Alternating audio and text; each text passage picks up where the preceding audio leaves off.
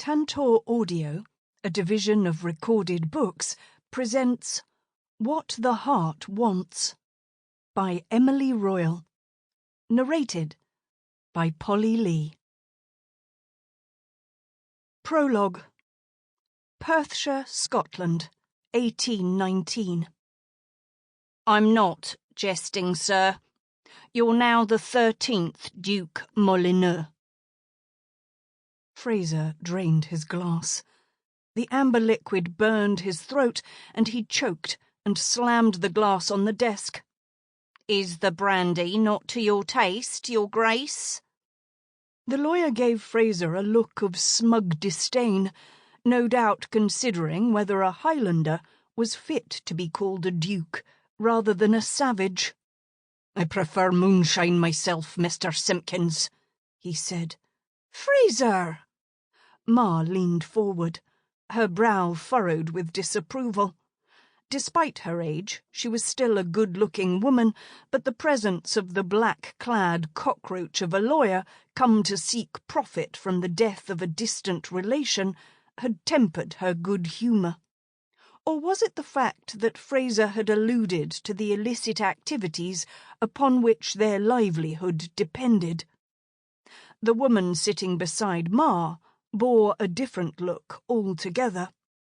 Though a beauty, with hair as golden as hay in the sunshine and eyes the colour of heather, her expression reeked of ambition. Jennifer, beautiful, lush Jennifer, who'd parted her thighs more times than he'd corked bottles of moonshine. Ma's face had twisted with horror as the lawyer related the fate of the 12th Duke, but Jennifer's expression betrayed her greed. Jennifer used sex for her own ends. She'd taken many lovers, pitting one rival against another to heighten their desire. But on hearing that her current lover had inherited a title, her expression had changed from the indifference of a woman who toyed with a man's heart to the hunger of a woman seeking a prize. And that prize was him. There was nothing like the prospect of being a duchess to renew a weary woman's vigour. Doubtless she'd offer him the usual delights which he'd sampled in her bedchamber, on this very desk, and, if he recalled rightly, 3 times against the oak-panelled wall of the minstrel's gallery. But never against the rock of his homeland, the hard granite which pulsed with the life-blood of the Highlands. He'd save that for the woman who won his heart, if such a woman existed. But now was not the time to think of rutting. Before him lay the unpleasant duty of seeing to an English estate crippled by debt, if the newspapers were to be believed, and clouded by scandal. According to Simpkins, the 12th Duke had possessed tastes rivalling the Marquis de Sade, had drunk and whored himself into near bankruptcy, and finally met his maker after falling out of the top-floor window of a brothel. With a sigh, Fraser signed the document. "Excellent," the lawyer said. "Perhaps we might schedule our next appointment at my offices in London, once you're settled at Clayton House." "Why would I want to go there?" "To assume your responsibilities, of course," the lawyer said. "It's the Molineux London residence. You must be anxious to begin overseeing the estate, and my fees are very reasonable." The lawyer licked his lips in a gesture almost mirroring Jennifer's. Another individual who viewed him as a prize. "You imagine incorrectly, Simpkins," he said. "But, sir," the lawyer said, his features now showing desperation, "these matters need to be settled." "And they shall," Fraser said, "in a manner and at a time of my choosing, not yours." "But be so good as to leave the papers with me, Simpkins," he said. "My mother will show you to the door." Ma rose to her feet and ushered the cockroach out. Jennifer's smile broadened, and she leaned forward and ran a fingertip along the edge of her gown, dipping it into the valley between her breasts. "I think, my love, it's time for a celebration." Did she think he'd offer for her, now he was a duke? If she thought to use him, she'd discover he was a much better player at that particular game. But for the present, her willing body would prove a pleasant diversion. With a smile, he rose to his feet, not bothering to disguise the bulge in his breeches, and swept aside the contents of the desk. Chapter 1. Clayton House, London, 1823. "Have you missed me?" Lila held out her hand, and the bird flew toward her and settled on one finger, dipping its head as if in welcome. One of the few remaining souls in a crumbling ruin which had been abandoned for 4 years. But that crumbling ruin provided Lila with a haven from the incessant noise generated by her family, who, now she'd embarked on her first season, insisted on trying to teach her propriety. Especially Dexter. Though Lila loved her brother dearly, the increase in his fortunes had come hand in hand with a disproportionate increase in his desire to elevate their status in society. Wishing to sweep aside their humble origins, Dex had paid a considerable sum to fund Lila's debut, and he expected her to reward his investment with the dividend of a society marriage, which meant she'd have to surrender her liberty to a man who valued only 3 things in a woman: biddability, silence, and the ability to bear children. But, unlike her brother, she had no burning desire to marry a title, or marry at all. The bird chirped, returning her to the present. "I'm sorry, my friend," she said. "Here, I have a treat for you." She held up a piece of bread, and the bird pecked at it, ruffling its feathers as if in thanks. Ripples of iridescence shimmered across the creature's back. The bird looked out of place in the aviary, a bright exotic prisoner among the dull, earthy colours of plants which might once have conformed to aesthetics, but were now choked by ivy. 4 years of neglect had turned Clayton House into a ruin, as if the soul of its late owner, the 12th Duke Molineux, had permeated into the fabric of the building and rotted it from within. And well he might. Lila shivered at her childhood memory of him, a beautiful youth whose exterior concealed a blackened heart, soulless grey eyes which glittered with mirth at the discomfort of others. The whole line was rotten to the core. The first Duke had earned his title from a grateful Henry Tudor after distinguishing himself in battle, but his successors had gained notoriety, which increased with each generation. The 10th Duke had narrowly escaped the gallows after a spate of murders. The 11th had been killed in a duel within a week of inheriting the title after compromising 6 young women in a single night. As for the 12th, he'd debauched his way around London before ending his life in the manner by which he'd lived it, drunk, naked, and in the arms of a harlot, leaving a penniless widow who'd been turned out of the estate before he was cold in his grave. Lila lifted her hand, and the bird launched into the air and disappeared into the ivy. She would have freed it, but it would never survive in the wild. It had lost its independence, as she would lose hers if married. Why was it that a woman was expected to marry in order to find fulfillment? Could she not thrive as an individual in her own right, rather than as half of a pair? If Dexter expected her to yield her liberty, it would have to be with a man who saw her as an equal. And such a man did not exist, except, perhaps, Sir Thomas, who, for all that he was a baronet, at least appreciated the value of the lower classes.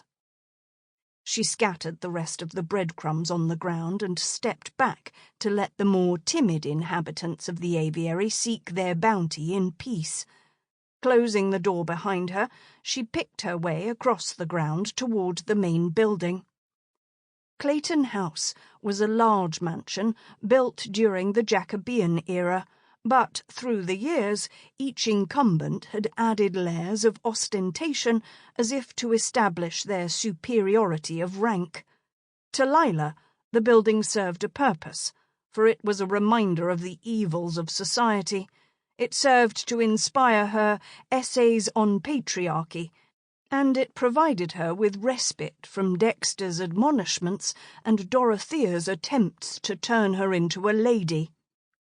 She crossed the main hall and entered the library, where row upon row of books filled the shelves, their colours clouded with a thin film of dust, punctuated by occasional fingerprints, evidence of Lila's trespass. Plucking a book from the shelf, she traced the title on the spine, running her fingertips across the smooth surface of the gold embossing.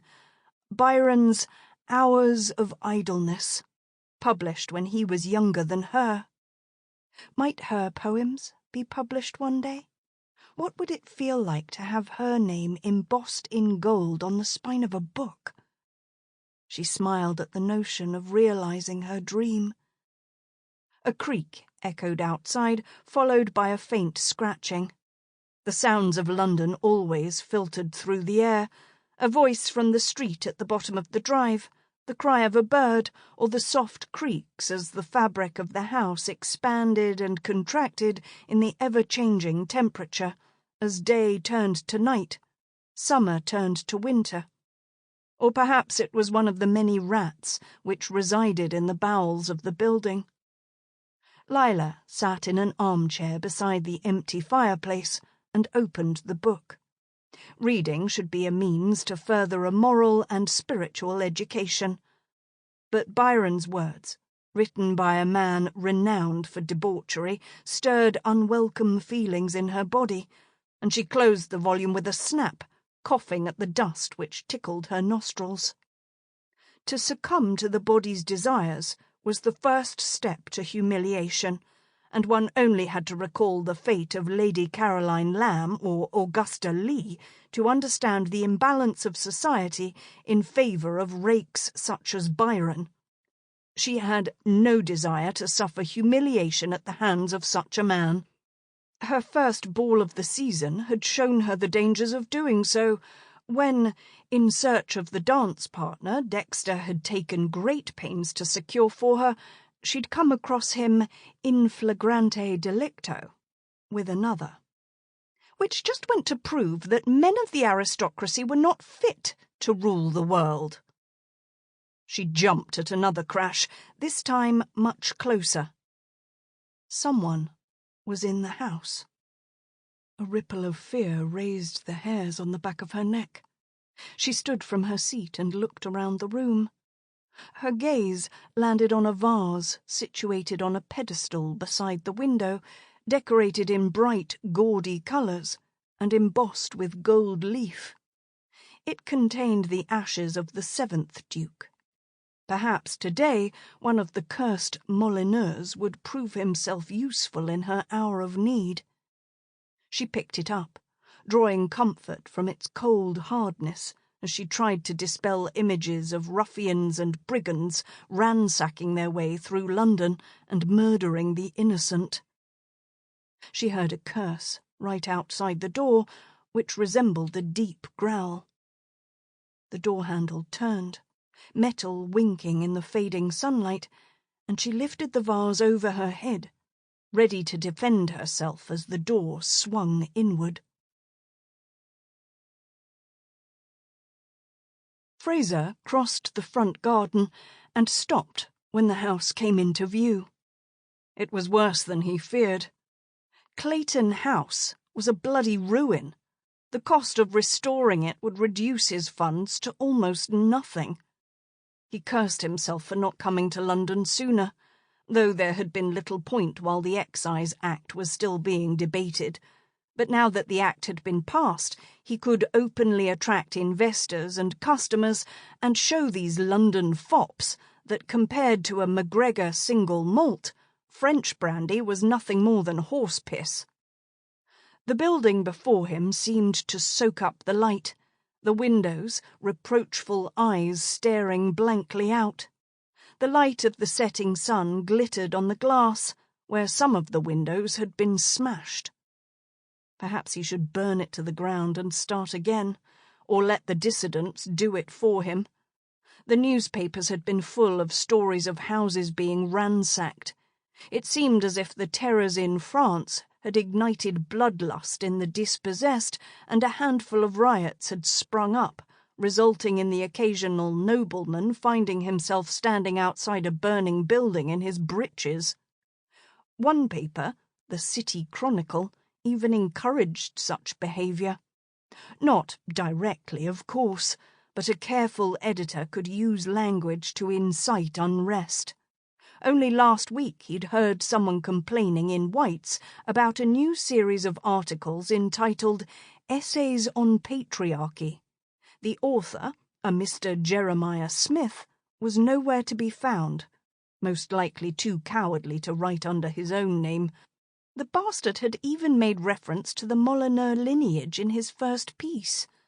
Though Fraser might agree that the previous dukes had earned their reputations as wastrels, such notoriety risked his chances of using the title to further his business prospects. A flicker of light caught his eye. Then a shape moved across one of the ground-floor windows. A trespasser. Or worse. The front door was ajar, and he pushed through it, wincing as the hinges creaked. He paused, but heard no movement from inside. Wrinkling his nose at the smell of dust, damp, and rotting vegetation, he crept across the hallway. Patches of mould adorned the walls, and the marble statues guarding the doors had a greenish hue. As he moved deeper into the building, a noise came from behind a door to the right. Someone was there. In his house. The noise stopped. Then he discerned faint footsteps. They were too light to be those of a man. Perhaps a child was playing hide-and-seek. With a stern word and a clip on the ear, Fraser could dispatch him with little trouble. He pushed the door open. The walls of the room were lined with books from floor to ceiling. A deep red rug lined the floor, its pattern illuminated by a thin ray of sunlight. Beyond, a pedestal stood by the window. It was empty. Presumably someone had broken in and stolen whatever ornament had graced it. A sound came from behind, but before he could move, pain exploded in the back of his head, and he crumpled to the floor. The unconscious man at Lila's feet seemed to have shrunk in size compared to the ogre which had emerged through the door. But nevertheless he was a man, and a large one. Save the stubble on his chin, he looked every part the gentleman. A dark green jacket fitted his form like a glove, leaving little to the imagination regarding his athletic, broad-shouldered form. A wicked heat pulsed inside her body at the sight of his breeches, through which muscular calves and thighs were visible to the point of wantonness. Polished black boots completed the ensemble, mud spatters evidence of his efforts to conquer the weeds and brambles surrounding the house. A man of tenacity. Thick, honey-coloured locks framed a strong face with a high forehead, straight nose, and a square jaw, which could have been chiselled by Michelangelo. Her lips parted involuntarily as her gaze traced the line of his mouth. He let out a low groan and turned his head. The sunlight caught the strands of his hair, igniting a flare of red. Then he opened his eyes. Her senses were assaulted by the most striking blue she'd ever seen.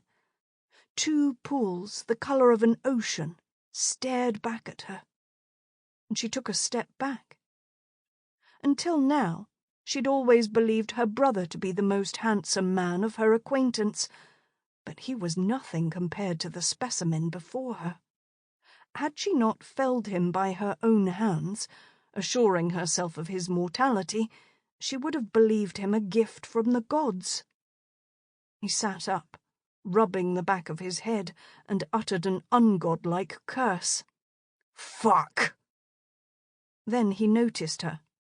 A slow smile crept across his lips.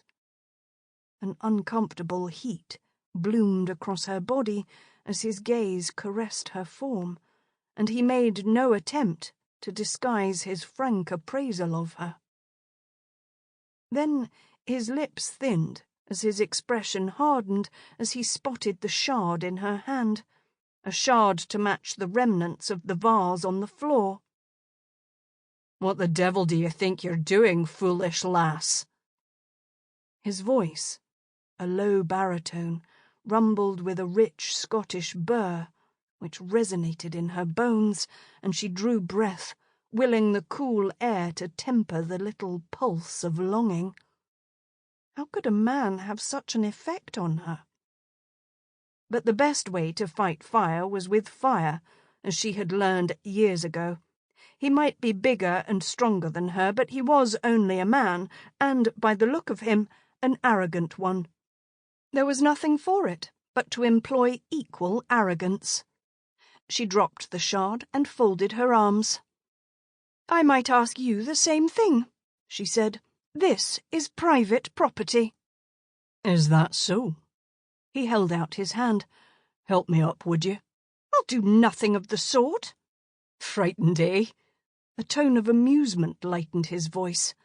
"I'm frightened of no man," she said. "Then you're a fool." He rose to his feet and brushed the front of his jacket. A puff of dust swirled in the air, and he coughed. No, not dust, but the contents of the shattered vase. Unable to suppress a giggle, Lila let out a snort. "What's so funny, lass?" "The fact that the owner of Clayton House is blissfully unaware that a trespasser is currently breathing in his ancestor." "I don't understand." She gestured toward the shards. "The 7th Duke has resided in that vase for almost 2 centuries. He weathered the Great Fire of London, the riots against the gin taxes, a shooting inside his ancestral home, only to be felled at the hands of a woman defending his home." "Not his home anymore, though, is it? The current owner would be within his rights to recoup the cost of that vase from the woman who broke it." "I was defending myself against a trespasser," she cried. "Are you the owner?" "I'm acquainted with the family." It wasn't a complete lie. After all, the late Duke's widow, Anna, was Lila's friend. The man folded his arms, mirroring Lila's earlier gesture. "Then perhaps you'd care to tell me where the current Duke resides." "I have no idea," she said, "but I doubt he'd wish to see someone like you." His expression hardened. "You mean a Scot?" "No, a trespasser," she said. "The family has a reputation for chasing uninvited guests off the premises, often with a big stick." He let out a chuckle. "You're a feisty wee lass." "I see no reason to laugh," she retorted. "On the contrary, I find myself highly entertained," he said, a maddening mix of amusement and overconfidence in his voice. "Perhaps I'll tarry a while. I'm in need of company and a good book." Infuriating bore! Did he think to invade her solitude with his overly large frame and particular brand of arrogance? "You'll find nothing to entertain you here," Lila said. "I claim rights of possession by virtue of having arrived here first." "Then you're here with the owner's blessing?" Unwilling to voice the lie, she nodded. "If he's generous enough to admit you, I'm sure he'd have no objection to my presence here." He nodded toward the broken vase. "It would, at least, remove the need to defend your person, and a very delectable person it is, too, if you're accompanied by a gentleman." "You're no gentleman," she said. He laughed. "Are you a lady?" he asked. "Ladies don't prowl around abandoned houses they've no business in. Shouldn't you be taking tea in a parlour somewhere, practising whatever accomplishments you need to snare a husband?" A ripple of indignation rolled over her. "How do you know I'm unmarried?" "Because, lass, no man worth his salt would permit his woman to roam around London unaccompanied." "Perhaps my husband gives me more freedom than society dictates." He moved toward her, his body blocking out the sunlight, and took her shoulder. Barely suppressed male strength vibrated through his fingers. "If I were your husband, lass, I'd turn you over my knee and spank you raw for being such a hellcat." She let out a squeak of protest, but couldn't stop the raw pulse of primal need. "You've no right to speak so," she protested. "I have every right." He squeezed her shoulder again and released her. Suppressing a whimper at the sense of loss, she pushed him away. "You have no right to be here." He moved toward the chair she'd vacated and sat. Then he picked up the book of poems and flicked through it. "Byron," he said, a bored tone in his voice, "a mere beginner in the art of seduction." "Byron's one of the finest poets there is." "You've not lived till you've read the word of Burns," he said. "Byron dresses up his emotions with pretty speeches, but Burns understood the raw sensuality of a coupling. I could teach you, lass. I'm sure you'd be a willing pupil." Her breath caught at the flare of lust in his eyes. Anger and indignation warred with her own need, and she pointed at the door. "Get out," she said. "Leave me in peace. At the very least you should stand. It's ungentlemanly for a man to remain sitting when a lady is standing in his presence." "Then come and sit beside me." "Why can't you just go?" she asked. "I don't believe the owner would care for your presence here." He closed the book with a snap and dropped it on the floor. "That's where you're wrong," he said. "How so?" He crossed one leg over the other with a casual, easy grace. "To whom do you think you've been speaking?" "To a boorish, uncouth Scotsman." He threw back his head and laughed. "I've been called worse by many a woman," he said. He rose to his feet and bowed, clicking his heels together with a snap. "Permit me to introduce myself," he said. "Fraser Malcolm Alistair MacGregor, 13th Duke Molineux, and owner of the property in which you are standing." Chapter 2. Fraser fought to suppress a laugh as the expression on the lass's face turned from righteous indignation to horror. She concealed her shame well, he'd give her that, and she showed more spirit than most. Did she display as much spirit in the bedchamber? His body hardened at the thought of grappling with her beneath his bedsheets, the thrill of the chase while they battled for supremacy, until she finally yielded. She regained her composure and straightened her stance as if to appear taller. He smiled inwardly at her courage. She was small, even for a woman, and had dealt a lucky blow with that vase. The back of his neck still throbbed. "How do I know you're who you say you are?" she said. "You could be a robber." "I could ask you the same," he replied. "Shall I summon my lawyer to settle the matter? Or perhaps the runners could determine which of us is the criminal." criminal. Her voice lifted a notch. Sample complete. Ready to continue?